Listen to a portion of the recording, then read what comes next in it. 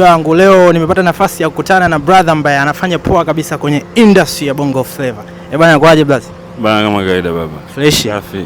Bwana Baddest ni miongoni mwa mabrother ambao kiukweli kwanza umekuja kwenye game ya Bongo Flava, umekuja na aina yako ya muziki, tukizungumzia Kagonge na madude mengine kama hayo.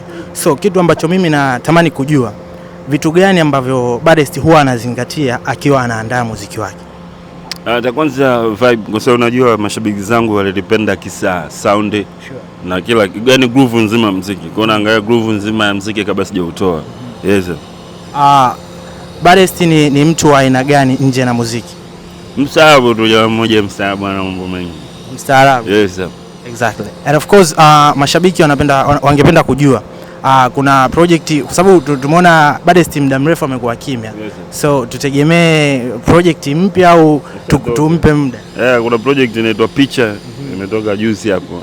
So unaweza kaicheki, ipo kwenye mitandao yote ambayo inasikiza muziki. Yes. Exactly. Bwana Baddest, tusikuchoshe sana.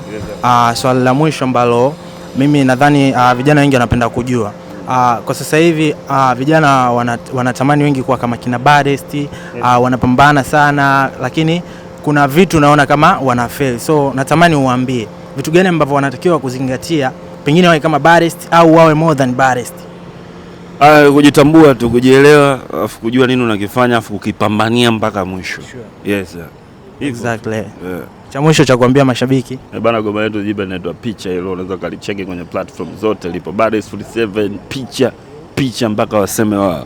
Bwana tumemaliza hivyo na Baddest. Big time mshikaji wangu.